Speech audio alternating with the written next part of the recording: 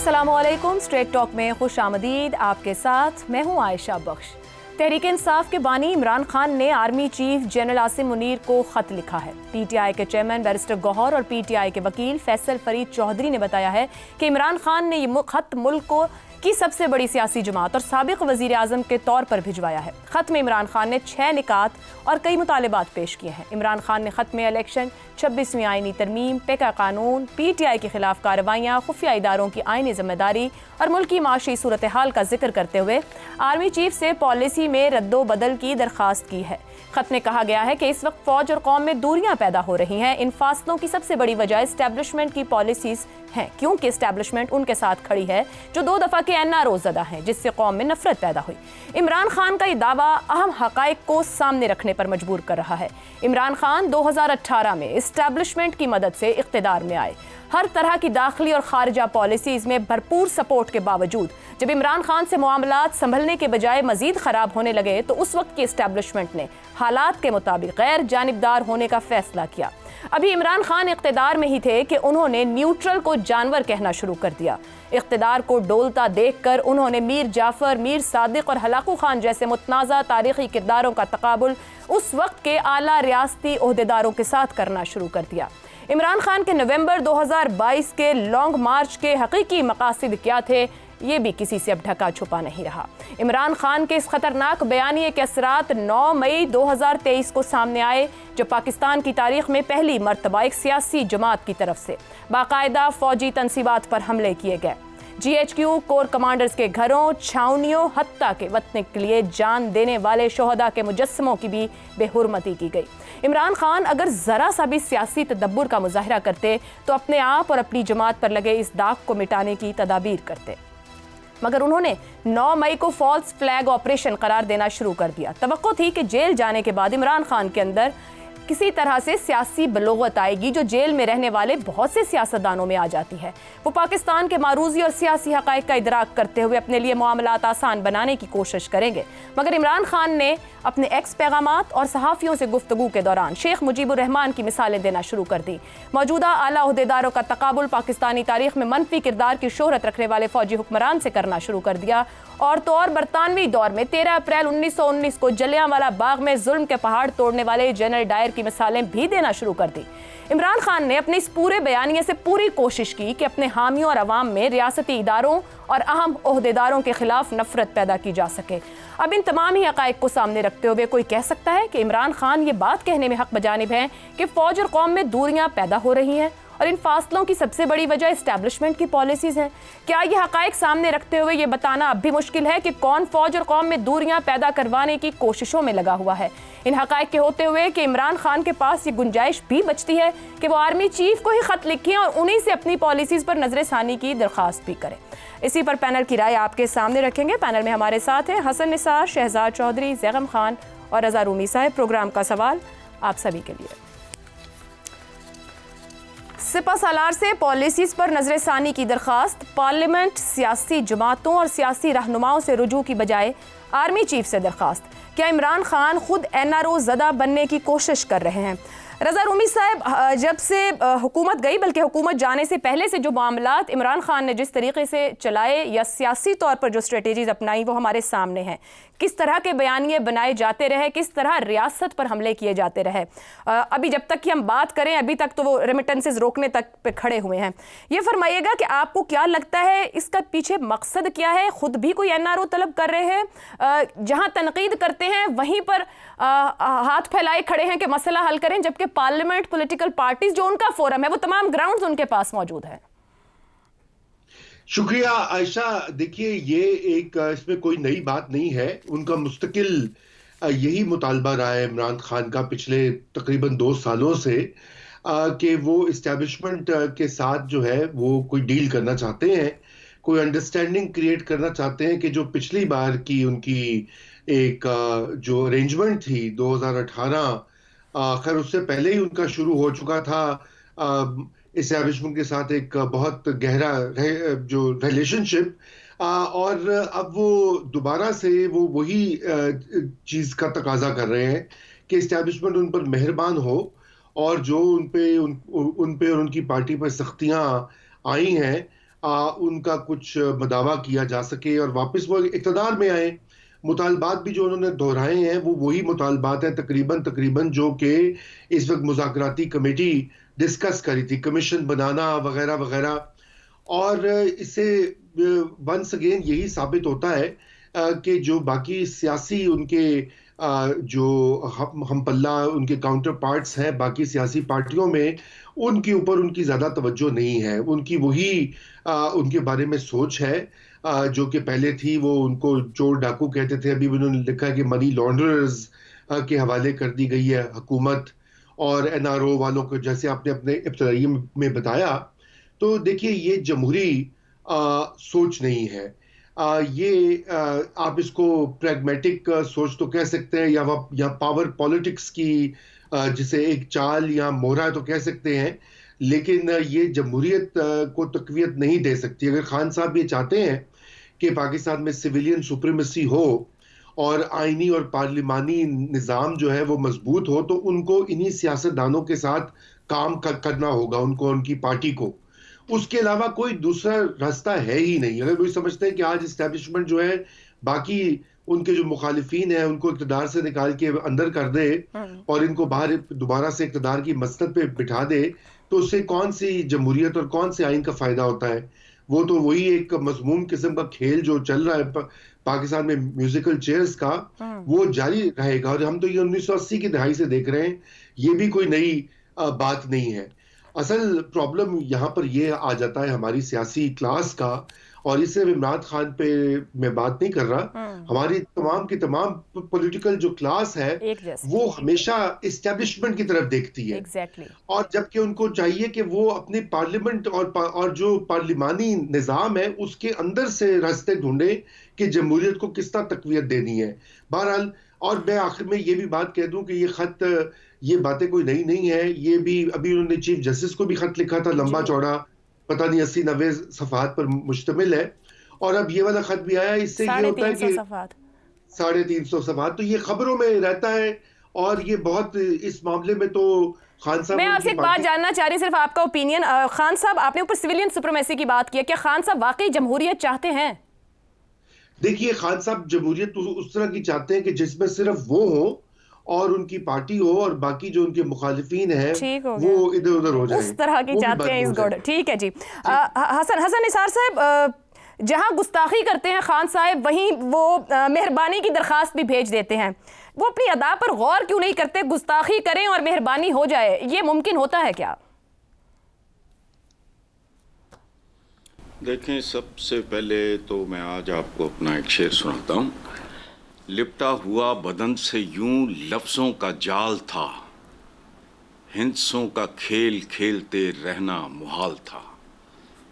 When I left Saudi Arabia, I was making tons of money, लेकिन I came back to my profession. So मुझे लफ्ज़ों के साथ बहुत मोहब्बत है। आपने अपने इंट्रो में ख़त का लफ्ज़ इस्तेमाल किया, सवाल में दरख्वास्त का लफ्ज़ इस्तेमाल किया। या आप झूठ बोल रही हैं या आप कंफ्यूज्ड हैं। I challenge anybody. ये सर खत इमरान खान ने लिखा है और बैरिस्टर गौहर, मतलब जो उनको ट्रांसलेट बाहर वो कर रहे थे कि एक दरख्वास्त भेज रहे हैं वहां पर। नहीं, वो जाहिल आदमी होगा ना, मैं नहीं हूं। फर्क है दोनों में, जमीन आसमान का।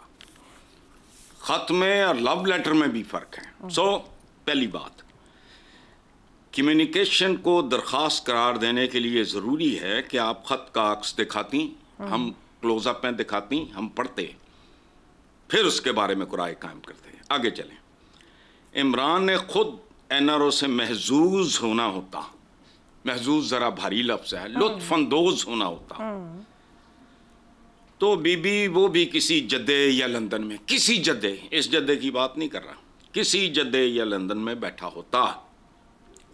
रह गया रहनुमाओं से बात करना, तो अभी रूमी साहब जमहूरियत की बात कर रहे थे। इस मुल्क में ये 3 सबसे झूठे लफ्ज़ हैं, आइन, जमहूरियत, रहनुमा। याद रखना, अगर रहनुमाओं से बात करना होता तो वो इस सूरत में मुमकिन था कि ये रहनुमा होते और अगर ये वाकई रहनुमा होते और ये रहबर होते तो हम गदागर ना होते और बैरूने मुल्क भिखारी हमारी शनाख्त न बनते। बस। हसन निसार साहब, कतई कलामी की माजरत, ये जो गदागरों और भिखारियों की तादाद बढ़ी है वो पिछले 4-5 साल में बढ़ी और 4 साल उसमें पीटीआई की यहाँ हुकूमत रही है।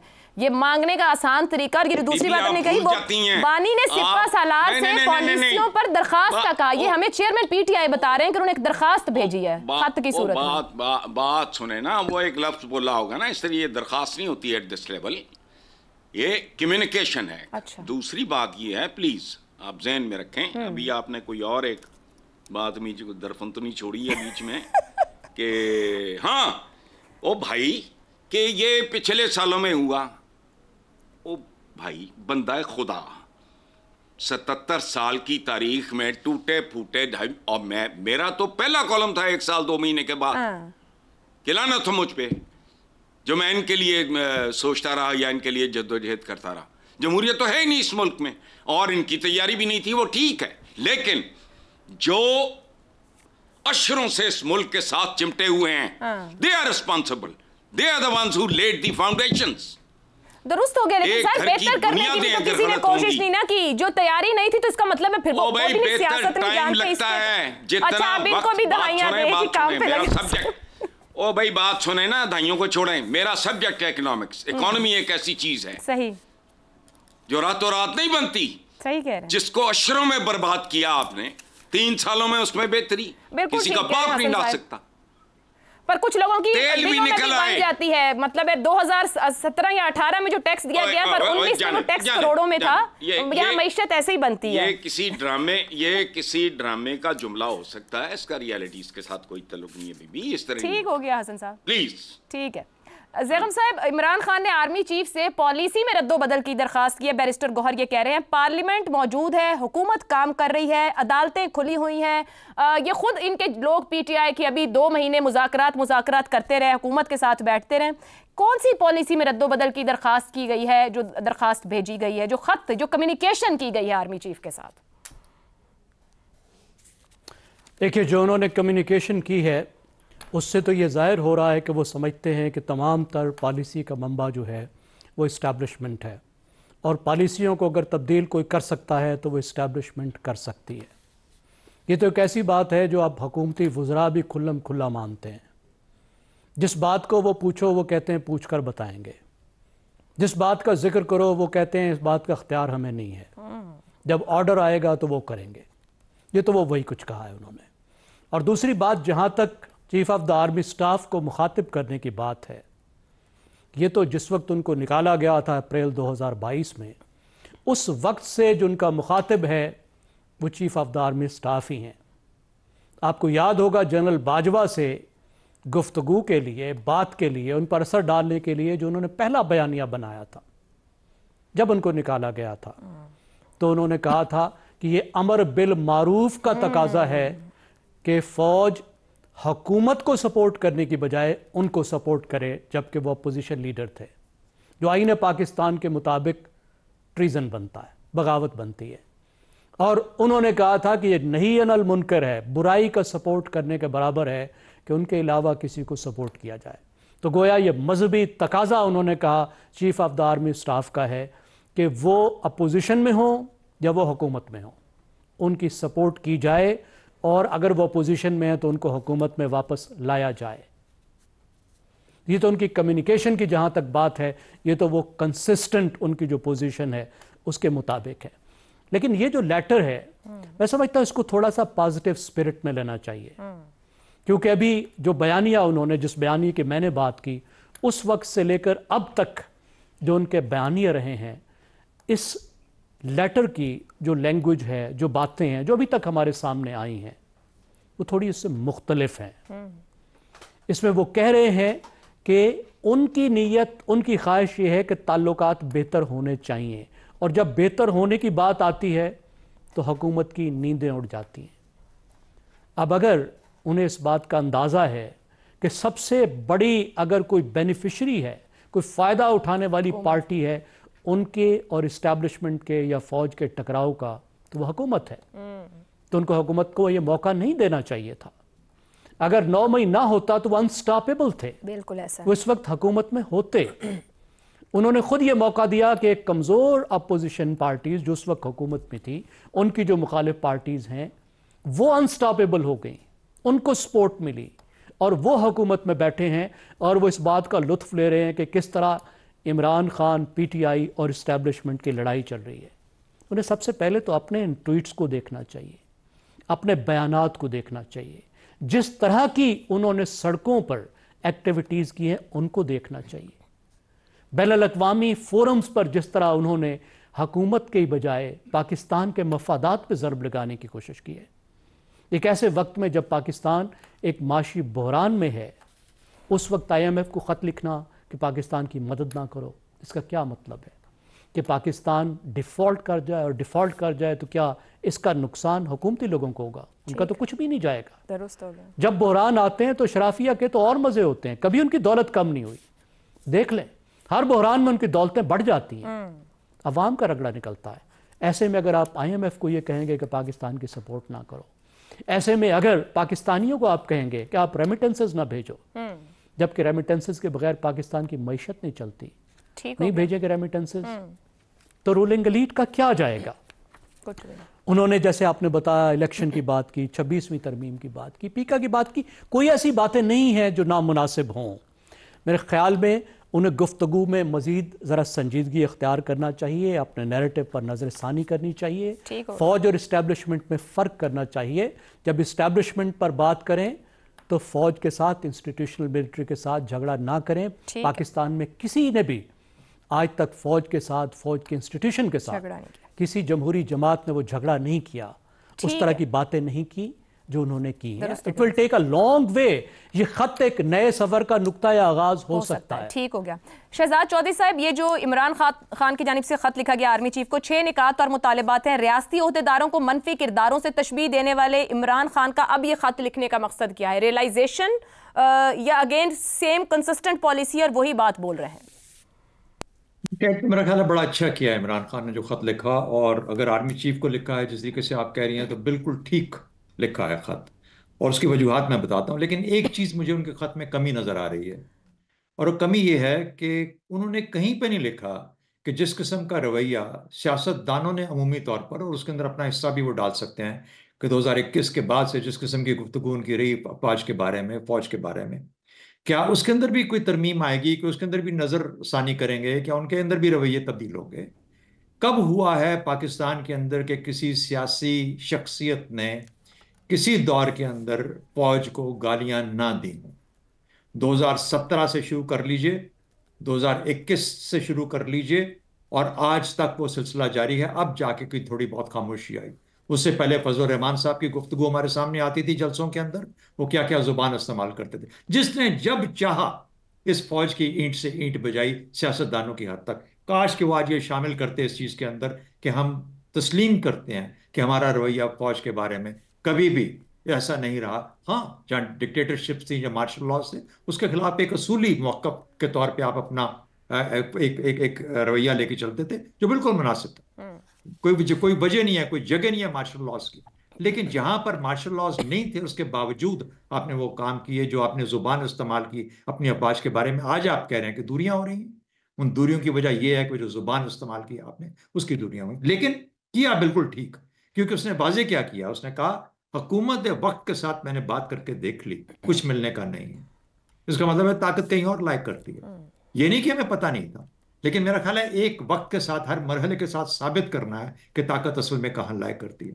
और अगर ताकत वहां लायक करती है जहां पे उन्होंने खत लिखा है, और वो एक हाइब्रिड निज़ाम है, आज जमहूरियत नहीं है, एक हाइब्रिड जमहूरियत। और इसके ऊपर आगे चल के अगले सवाल में मैं और भी इसके बारे में आपको अपना नजरिया दूंगा। मेरा अपना ख्याल यह है कि अगर हाइब्रिड निज़ाम है और हम मान रहे हैं कि जमहूरियत नहीं है, और ये हाइब्रिड किस्म की जमहूरियत है, जो भी मर्जी कह लें हाइब्रिड को, तो फिर NRO लेना बनता है उसका।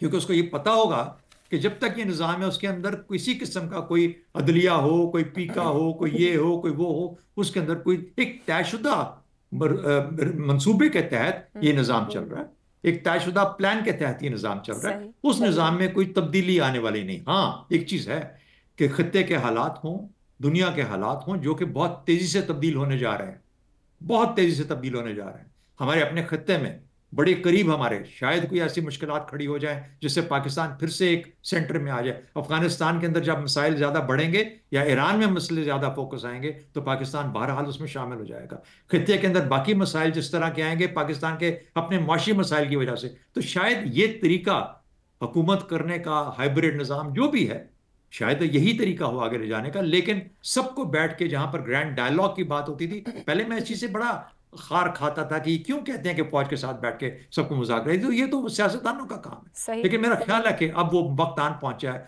जहां पर तमाम stakeholders inclusive of the army command, उनको जो जो उनके रिलेटेड लोग हैं, उनको बैठ के इन सियासतदानों के साथ ये फैसला करना है कि आने वाले वक्तों में, आज नहीं अगले साल हो सकता है, इसी साल के आखिर में हो सकता है, 2 साल बाद हो सकता है, इस मुल्क को हमने किस निज़ाम के तहत चलाना है। क्योंकि जब तक हम उस निज़ाम के तहत नहीं चलाएंगे, पाकिस्तान की बका इन ग्लोबल और रीजनल एनवायरनमेंट के अंदर तब्दील होती कंडीशन में शायद वो नहीं रह पाएगी। पाकिस्तान के अंदर के मसाइल तो हैं ही हैं, बाहर के मसाइल आपको मजबूर करेंगे कि सब मिलके बैठें और मिलके फैसला करें कि असल निज़ाम, आइन क्या होगा, आइन किस तरीके से चलाना है और असल निज़ाम किस तरीके से आगे चल पाएगा। मेरा अपना ख्याल ये है कि बिल्कुल ठीक रिमाइंडर, ठीक लेटर, हाँ उसके अंदर थोड़ी आवाज़, उसके अंदर जुबान, उसके अंदर वो गुंजाइश कि सियासतदान भी अपना रवैया बदलेंगे, बहुत लाजमी था, जो कि मिसिंग है। और ये सियासतदानों को भी सोचना पड़ेगा कि अफवाज पाकिस्तान को जब मजबूर करते हो इस तरीके से एक्ट करने पे, अमल करने पे, तो उसमें तुम्हारी कमजोरियां तो ही हैं, तुम्हारी जुबान उससे ज्यादा बढ़ के चल रही होती है,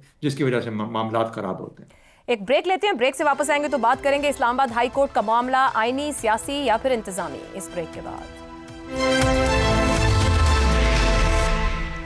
प्रोग्राम में एक बार फिर खुशामदीद। सदर मुमलिकत ने आइन के आर्टिकल 200 की ज़ैली शेख 1 के तहत हासिल इख्तियारात के तहत लाहौर हाई कोर्ट के जस्टिस सरदार मोहम्मद सरफराज डोगर, सिंध हाई कोर्ट के जस्टिस कादिम हुसैन सोमरो और बलोचिस्तान हाई कोर्ट के जस्टिस मोहम्मद आसिफ का इस्लामाबाद हाई कोर्ट में तबादला कर दिया है। इन 3 जजेस के नाम जिसके नाम नई कॉज लिस्ट में भी शामिल कर लिए गए हैं। कॉज लिस्ट के मुताबिक justice Sarfaraz Dogar senior puny जज के लिए मखसूस बेंच नंबर 2 में शामिल है। इससे पहले बेंच नंबर 2 की सरबराही करने वाले जस्टिस मोहसिन अख्तर कियानी आज से इस्लामाबाद हाई कोर्ट के बेंच नंबर 3 की सरबराही करेंगे।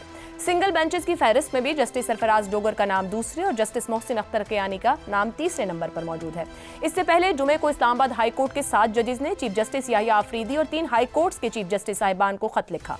खत में कहा गया कि इस्लामाबाद हाई कोर्ट के लिए किसी दूसरी अदालत से जज लाना आइन से फ्रॉड होगा। सीनियरिटी कैसे तब्दील हो सकती है? 3 सीनियर जजेस में से चीफ जस्टिस बनाने के लिए बमायने मुशावरत जरूरी है। चीफ जस्टिस बनाने के लिए जजेस के ऐसे तबादलों की इजाजत दी गई तो आइन और अदलिया की आज़ादी के लिए तबाहकुन होगा। जबकि आज चीफ जस्टिस पाकिस्तान याहिया आफरीदी ने जजेस की ट्रांसफर को आइन के तहत अच्छा इक़दाम करार दिया है। उन्होंने कहा कि विफाक पूरे मुल्क का है, आर्टिकल 200 के तहत अच्छा इक़दाम लिया गया है। मजीद जजेस भी दीगर सूबों से आने चाहिए। ट्रांसफर और सीनियरिटी के इशू को अलग अलग देखें। जबकि इस फैसले पर हुकूमत का मौक़िफ़ यह है कि आइन का आर्टिकल 200 सदर को मुशावरत के बाद हाई कोर्ट्स के जजेस की पोस्टिंग का इख्तियार देता है। चीफ जस्टिस पाकिस्तान के साथ साथ मुताल्लिका कोर्ट्स के चीफ जस्टिस के साथ भी मुशावरत की जाती है। यूँ इस हालिया फैसले पर पाकिस्तान के 5 चीफ जस्टिस का इत्तेफाक है। हालिया तारीख में भी ऐसी नज़ीरें मौजूद हैं। 2008 में लाहौर हाई कोर्ट में खिदमात अंजाम देने वाले जस्टिस सरदार मोहम्मद असलम को इस्लामाबाद हाई कोर्ट में ट्रांसफ़र किया गया। लाहौर हाई कोर्ट से ही जस्टिस एम बिलाल खान का तबादला 2009 में इस्लामाबाद हाई कोर्ट में किया गया था और फिर वो चीफ जस्टिस भी बने। जस्टिस इकबाल हमीदुर रहमान का तबादला भी लाहौर हाई कोर्ट से इस्लामाबाद हाई कोर्ट में किया गया था और फिर वो भी चीफ जस्टिस बने थे। आर्टिकल 200 और माजी की नज़ीरों के बावजूद इस्लामाबाद हाई कोर्ट के 7 जजेस का खत और Islamabad bar council, Islamabad high court bar association और डिस्ट्रिक्ट बार एसोसिएशन के इस फैसले के खिलाफ हड़ताल और मुल्क गिर वकला कन्वेंशन के ऐलानात, आईनी माहिरीन और कई सहाफ़ती हलकों की आरा इस फैसले को लेकर अहम सवालात खड़े कर रही है। मौजूदा सियासी सूरत हाल में इस्लाम कोर्ट में सीनियरिटी के ढांचे को तब्दील क्यों किया जा रहा है? क्या ये फैसला इस्लामाबाद हाई कोर्ट के साथ सूबाई हाई कोर्ट्स में भी नज़ीर बनेगा? और सबसे बढ़कर आइन के तहत किए गए इस फैसले के क्या कोई सियासी मुहर्रिकात नहीं है?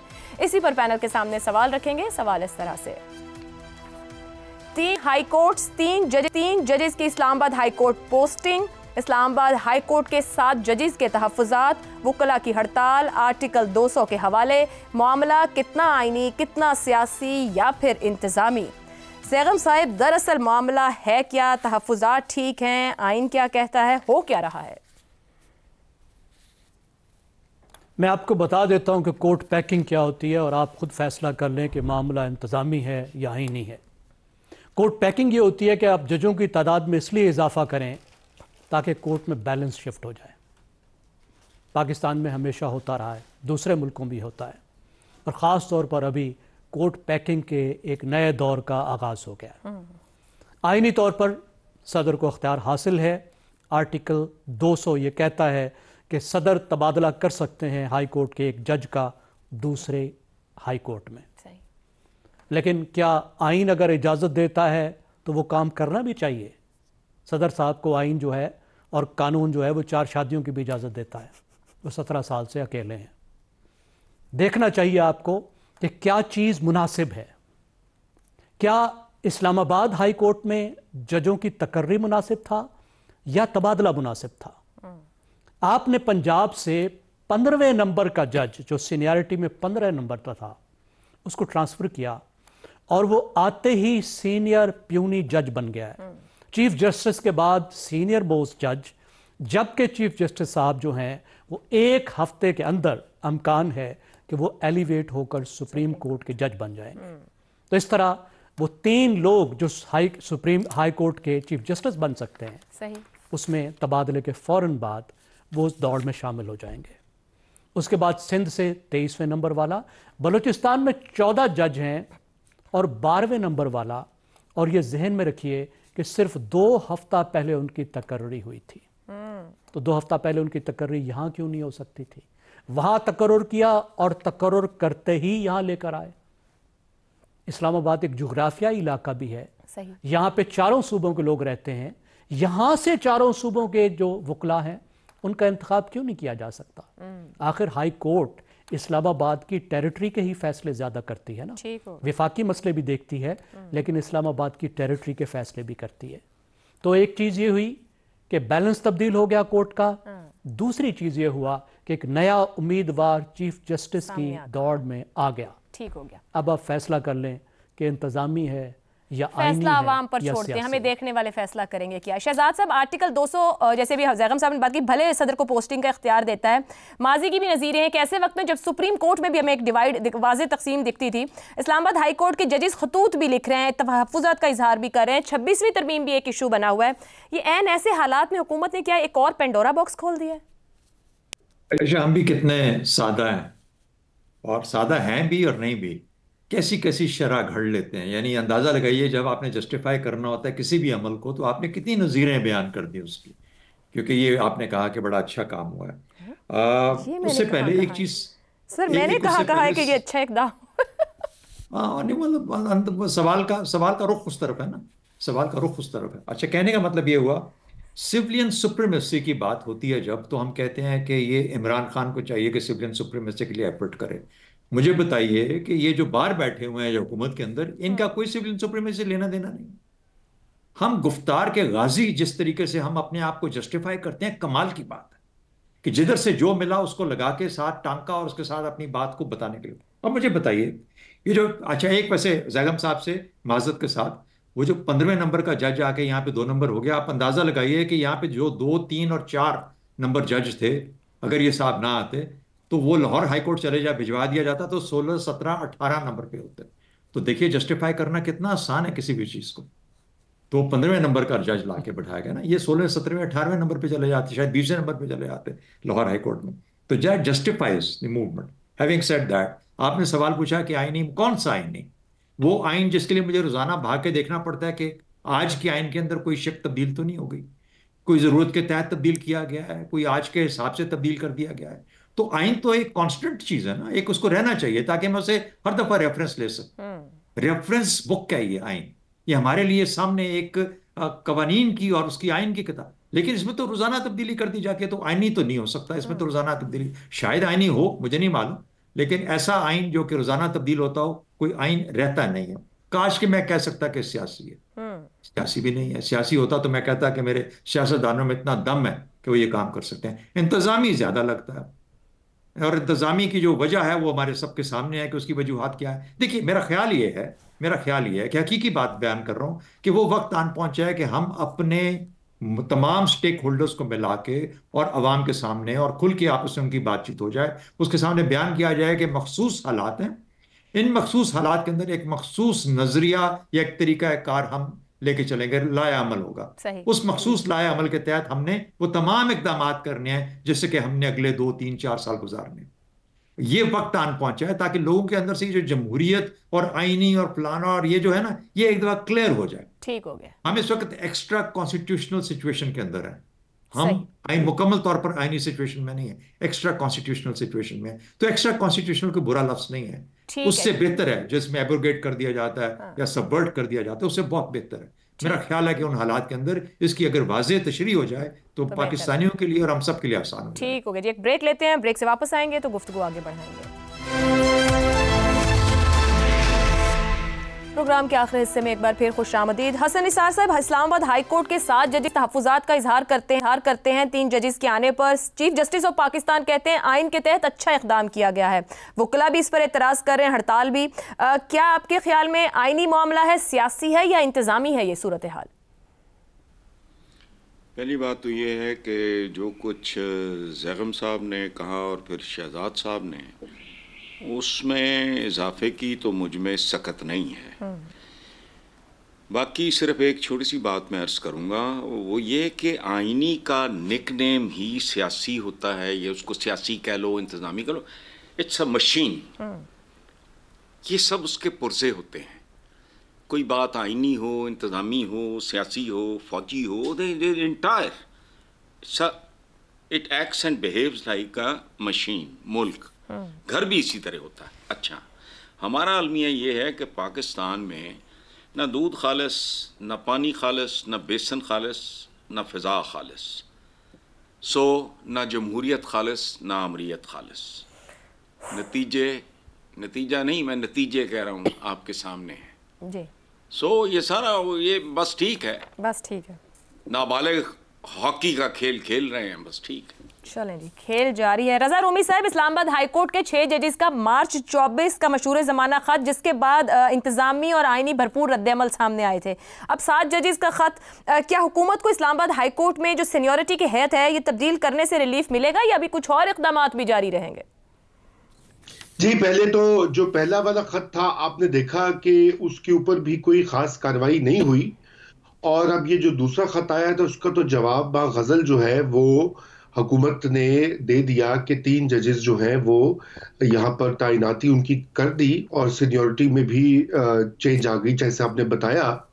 तो यकीनन ये हुकूमत के लिए बहुत वैसे बड़ा, पहले खत के बाद 26वीं आईनी तरमीम क्या थी वैसे? जी वो बहुत बड़ा जवाब था। मेरे ख्याल से उस खत से भी ज्यादा उसमें और भी मुहर्रिकात थे आयशा, लेकिन यहाँ पर जो ये बड़ा स्पेसिफिक किस्म का एक रिस्पॉन्स आया है, और ये शायद इसी वजह से क्योंकि जो हुकूमत और इस्टेब्लिशमेंट ये समझते हैं कि इस्लामाबाद हाई कोर्ट के जजेस जो हैं वो एक तरह से फ़र्क लाइन ले रहे थे। अब मसला यहाँ पर बहुत पेचीदा है क्योंकि यहाँ पर मैं समझता हूँ कि कुछ अदलिया की तरफ से भी जो एक्सेसेस हम देखने में आई हैं माजी करीब में, और दूसरी जानिब से भी उसका एक जो रिस्पॉन्स आ रहा है, यही वजह है कि आज ये वाला मामला बन गया। अब इस्लामाबाद के वकला ने हड़ताल भी की है, आपने पढ़ा होगा और देखा होगा, और उसके अलावा ये कि ये मामला भी सेटल नहीं होगा क्योंकि ये जो अदलिया के अंदर इस वक्त जो मुख्तलिफ कैंप्स और ग्रुप्स बने हुए हैं वो फिलहाल उनकी कोई मीडिएशन नहीं हुई, और यही वजह है कि एक इदारा जो है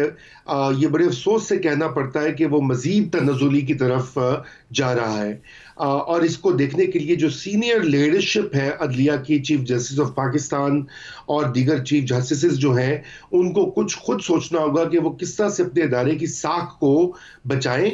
ऐसा तासुर अगर कोई है कि वो किसी एक पार्टी या लीडर की तरफ माइल है तो उसको जाहिर करें और कोई सद्देबाब करे इस पूरे मामले का। जी दुरुस्त हो गया। कंक्लूड यही करेंगे कि अदालती निजाम की क्रेडिबिलिटी करने की जरूरत है, और हुकूमत और इंतजामिया अगर गुड टू सी यू की सोच से परेशान है तो परेशानी एक तरफ रखकर अदलिया को काम करने दे। प्रोग्राम से इतना ही, इजाजत दीजिए, अल्लाह हाफ़िज़।